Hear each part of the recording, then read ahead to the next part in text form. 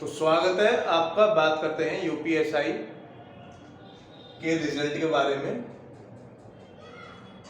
कब आएगा रिजल्ट दोस्तों, इसके ऊपर थोड़ी चर्चा कर लेते हैं खुल के, क्योंकि मैं आपसे जानना चाहता हूं। आप मुझे बताइए, क्या यूपी पुलिस में जितनी भर्तियां हुई हैं उनका रिजल्ट 1 महीने बाद आ गया? आप सभी ने यूपी कांस्टेबल 49,568 का भी एग्जाम दिया होगा। आपको पता होगा उसकी वैकेंसी अक्टूबर-नवंबर 2018 में आई थी और इसका एग्ज़ाम जनवरी में ले लिया गया था। लेकिन बात करते हैं कि इसका रिजल्ट कब आया था। तो आप सभी को पता है इसका रिजल्ट नवंबर में आया था। जनवरी में एग्ज़ाम हुआ था और नवंबर में इसका डीवी पीएचडी के लिए रिजल्ट आया था। अब यूपीएसआई का क्या मैटर है उसके बारे में मैं आपको बताता हूँ। क्या है, जब से ये भर्ती आई थी अप्रैल में 2021 में फॉर्म आए और जून 2021 तक इसके फॉर्म भरे गए। तो जो भी कोचिंग संस्थान हैं या पढ़ाने वाले मास्टर हैं, जो भी हैं, उन्होंने बच्चों के माइंड में ये डाल दिया था कि ये भर्ती चुनावी भर्ती है। हालांकि ये चुनावी भर्ती है भी, लेकिन आप के दिमाग में ये डाल दिया कि चुनाव होने से पहले ये भर्ती प्रक्रिया पूरी हो जाएगी। तो बच्चों एक बात बताओ, ये कोई सिपाही का एग्जाम तो है नहीं, ये यूपीएसआई का है जो अपने में एक अच्छी पोस्ट होती है। अब यदि इसका रिजल्ट 1 महीने के अंदर ही वो निकाल दें, और आपको पता है 54 शिफ्ट है, 54 शिफ्टों का नॉर्मलाइजेशन करना है उनको। यदि वो जल्दबाजी में काम करेंगे तो नुकसान आपका है। नुकसान जो है वो आपका है, भर्ती बोर्ड का नहीं है। क्यों? क्योंकि अगर आप भर्ती बोर्ड के ऊपर प्रेशर बनाओगे कि रिजल्ट जारी करो, रिजल्ट जारी करो, तो वो तो उल्टा सीधा नॉर्मलाइजेशन करके किसी के ज़्यादा घटा देगा, किसी के ज़्यादा बढ़ा देगा और डीवी पीएचडी के लिए रिजल्ट जारी कर देगा। तो नुकसान तो आपका है ना इसमें। तो मेरे दोस्तों 54 शिफ्ट हैं, करीब 7.5 लाख बच्चे हैं जो एग्ज़ाम में बैठे थे। तो आप थोड़ा सब्र करिए, क्योंकि ये तो है नहीं, जब आपको पता है यूपी कांस्टेबल में 4 ही शिफ्ट होती हैं, जबकि 20 लाख बच्चे होते हैं, उनका रिजल्ट भी ये दे देते हैं 5 महीने में, 6 महीने में। जबकि यहाँ तो 54 शिफ्ट है। आप ये सोचो ना, 54 शिफ्ट को नॉर्मलाइजेशन करना मजाक बात है क्या? टाइम लगता है। तो आप ज़्यादा ये ना सोचें कि रिजल्ट कल आ जाएगा, परसों आ जाएगा। हालांकि ये बात अब किसी को नहीं पता रिजल्ट कब आएगा। कुछ लोगों का अनुमान है कि 20 को आ जाएगा, लेकिन जहाँ तक मेरा अनुमान है, रिजल्ट का सिर्फ भर्ती बोर्ड जानता है कि उसने अभी परिणाम तैयार करा है, नहीं करा है। रिजल्ट कब आएगा ये भर्ती बोर्ड जानता है, आप नहीं जानते। ना कोई मास्टर जानता, ना कोई कोचिंग, बड़ा से बड़ा कोचिंग सेंटर हो वो भी नहीं जानता, क्योंकि अंदर के काम होते हैं। अब थोड़ा मैं आपको समझाता हूँ। देखो, जैसा यहाँ मैंने लिखा है यूपीएसआई कब आएगा परिणाम, तो ये किसी को नहीं पता परिणाम कब आएगा। लेकिन यदि मानो बीच में परिणाम दे भी देते हैं, तो आपको पता है चुनाव है, में आचार संहिता लग चुकी है और पुलिस फोर्स का विशेष ध्यान रखा जाता है जब चुनाव होते हैं किसी राज्य में, क्योंकि हर जिले की जो पुलिस होती है उसको बहुत दूर जिले में ड्यूटी दी जाती है, क्योंकि कोई चुनाव पोल पर कोई गड़बड़ ना हो।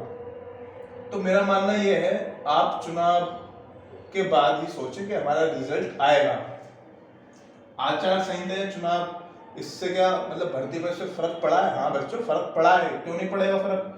फर्क इसलिए पड़ा है कि यदि आचार संहिता नहीं लगती, चुनाव नहीं होते, तो भर्ती बोर्ड जो रिजल्ट देता ना वो अपनी मर्जी से देता। लेकिन अब जो रिजल्ट रोक रखा है वो गवर्नमेंट की मर्जी से रोक रखा है। आप इस बात को समझो। क्यों? क्योंकि आचार संहिता है, चुनाव है। तो लोगों के माइंड में ये डाला जा रहा है कि रिजल्ट कल आ जाएगा, कल आ जाएगा। यार आप कैसी बात कर रहे हो? दिसंबर में एग्जाम कंप्लीट हुए और आप कह रहे हो कि जनवरी में रिजल्ट निकाल दो और फरवरी में दौड़ ले लो और मार्च में आपको नियुक्ति दे दो मेडिकल करा के। ऐसा नहीं होता। किसी भर्ती को निकलने में 6 महीने तो लगते ही है। तो कट ऑफ बता देता हूं मैं आपको डीवी पीएचडी के लिए। किसके लिए? DV PhD.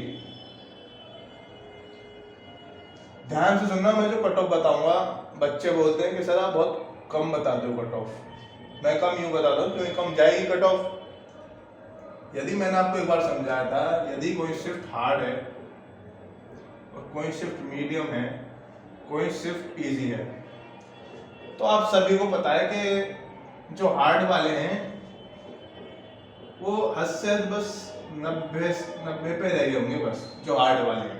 जो मीडियम वाले हैं वो 100 और जो इजी वाले हैं वो 110। इतने ही ज़्यादातर बच्चों के मार्क्स हैं। लेकिन नॉर्मलाइजेशन किस बंदे को मिलेगा ज़्यादा, ये भी मैं आपको आज बता देता हूँ। नॉर्मलाइजेशन मिलेगा जो फर्स्ट फेज के एग्ज़ाम हुए थे, जो 12, 13, 14 नवंबर को हुए थे। हालांकि सबसे ज़्यादा नॉर्मलाइजेशन 12 की जो शिफ्ट हुई है, पहली, दूसरी, तीसरी, उनको मिलेगा। क्यों? क्योंकि उनको एग्ज़ाम पैटर्न नहीं पता कि एग्ज़ाम पैटर्न क्या आएगा।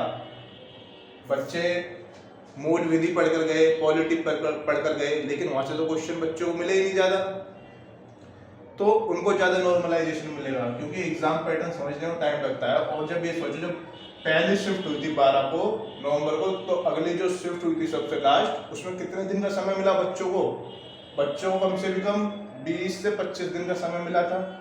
तो 20 से 25 दिन में बच्चे अपनी एग्जाम पैटर्न को समझ नहीं सकते थे, क्योंकि हर चैनल एनालिसिस दिखा रहा था कि कैसे क्या क्वेश्चन आ रहे हैं, कहाँ से क्वेश्चन पूछे जा रहे हैं। तो वो बच्चे भी 25 दिनों में कुछ भी नहीं है ना, तो 20 प्लस क्वेश्चन अपने तैयारी कर ले होंगे उन्होंने, बच्चों ने। तो उन्हें पता है कि ऐसे क्वेश्चन आ रहे हैं, तो वो सिर्फ इजी मानी जाएगी जिसमें ज़्यादा स्कोर करा है बच्चों ने। आप यदि मान लो जैसे कोई बच्चा 100 करने वाला था, 100, मैं आपको यहाँ समझाता हूँ, कोई बच्चा 100 करने वाला था, लेकिन उसका एग्जाम हो लास्ट में और उसको 20 क्वेश्चन उसने पढ़ लिए, उसको आइडिया लग गया कहाँ से क्वेश्चन पूछ रहा है, तो उसके 120 हो गए। तो नॉर्मलाइजेशन में इसके मार्क्स कम होंगे, बढ़ेंगे नहीं। अब इधर बात कर लेते हैं, यदि हार्ड शिफ्ट वाले, अब इधर देखो कितने का अंतर है, 10 का, इधर देखो कितने का अंतर है, 10 का। करेंगे क्या, इधर प्लस 10 हो जाएंगे, प्लस 10, 100, ये 100 है, इधर इनको 100 का 100 ही लगेंगे। क्यों? क्योंकि ये मीडियम शिफ्ट है, ना हार्ड है ना इजी, इसको 100 का 100 ही लगेंगे। रही बात ये हार्ड वाली, हार्ड में से दोस्तों -10 कितने हो गए, 100, सब में हो गई ना बराबर 100-100। इस तरह नॉर्मलाइजेशन होना है। लेकिन मैं ये नहीं कह रहा, नॉर्मलाइजेशन जहाँ तक मुझे लगता है जो पिछली भर्ती में हुआ था वो 50 से 60 नंबर तक का नॉर्मलाइजेशन हुआ था। इस बार भी यही अनुमान है, क्योंकि शिफ्ट पहले से ज़्यादा है, तो नॉर्मलाइजेशन जो है वो भी कम से भी कम 50 से 60 के बीच ही होना है। तो बात कर लेते हैं कट ऑफ के बारे में। आपको पता है जो 2016 की कट ऑफ गई थी, 100 जनरल और 92 ओबीसी, और बाकी एससी की तो मेरे ख्याल से 85, और ये एसटी की तो जो सेलेक्ट ही नहीं हुए, पोस्ट खाली चली गई। अब 2021 की बात कर लेते हैं, क्या कट ऑफ जाएगी। ये डीबीपीएसटी की बता रहा हूँ, फाइनल कट ऑफ नहीं है, क्योंकि ज़्यादातर सब तो फाइनल ही बता रहे हैं। यदि आप इतने आ रहे हैं तो आपको वर्दी मिल जाएगी, आपका सिलेक्शन हो गया। पहले दौड़ तो क्लियर कर लो, मेडिकल क्लियर कर लो, डीबीपीएसटी है, हाइट है, चेस्ट है, ये सब तो क्लियर करो जब तो वर्दी मिलेगी। तो बात कर लेते हैं इसकी, हम यूअर वाले बात कर लेते हैं हम। जनरल यदि 95 सही है आपके क्वेश्चन, आपका डीबीपीएसटी के लिए कॉल आएगा।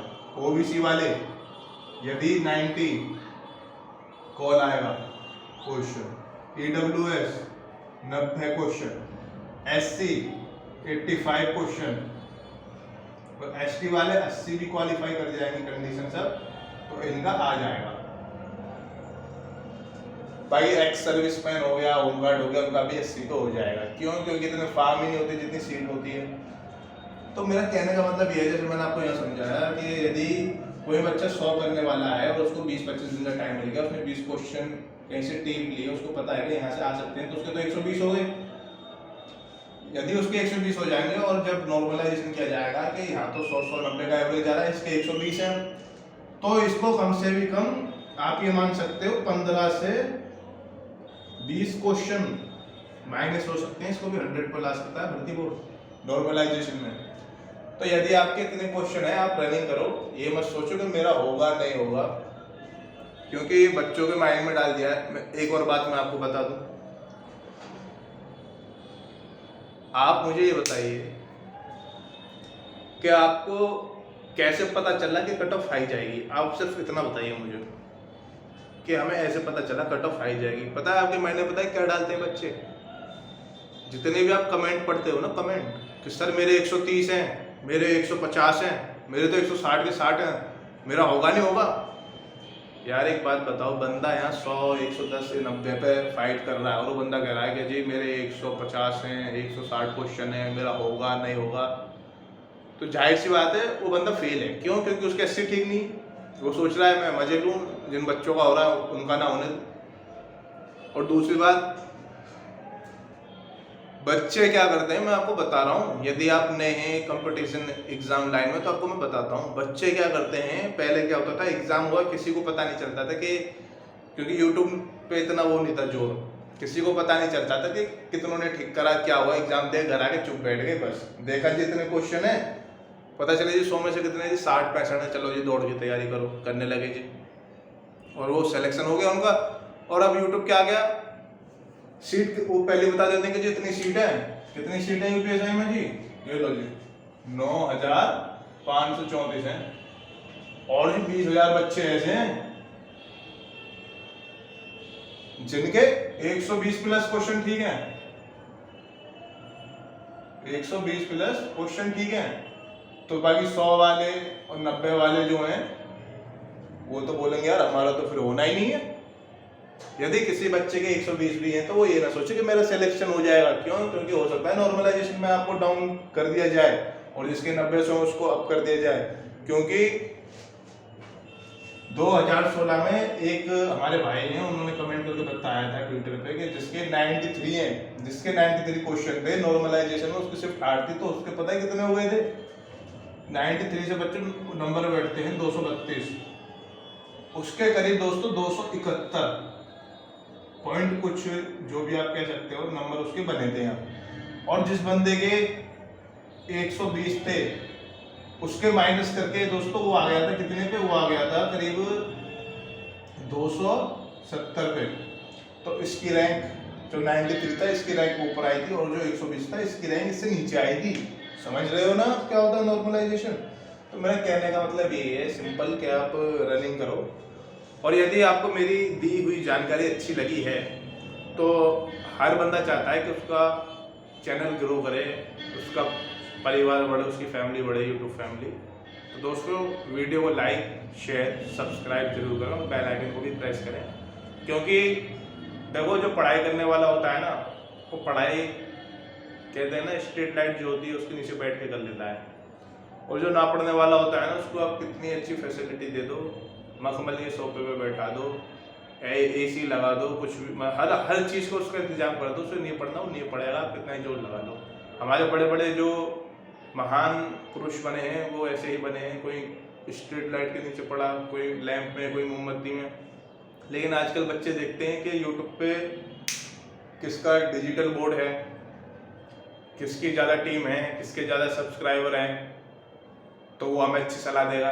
अरे उन्हें तो अपना कोर्स देखना, अपना पेड कोर्स देखना है। वो तो आपको ये बोलेंगे कि जी 120 पे जाइए कट ऑफ, छोड़ो आप तैयारी मत करो, आप अगले बैच की तैयारी करो, अगली वैकेंसी आ रही है यूपी कांस्टेबल की, रेलवे ग्रुप डी, लेखपाल, आप इनकी तैयारी करो, बैच लो।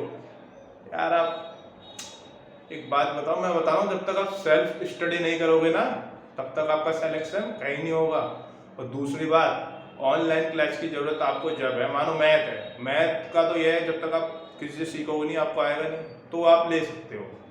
और रही बात जीके, ये आपको खुद पढ़नी चाहिए, हिंदी आपको खुद करनी चाहिए, और करंट अफेयर्स आपको खुद करने चाहिए, रीजनिंग की आपको प्रैक्टिस करनी चाहिए। तो जहाँ पर आप अटक रहे हो आप उस चीज़ को सॉल्व करने की कोशिश करो यूट्यूब पे।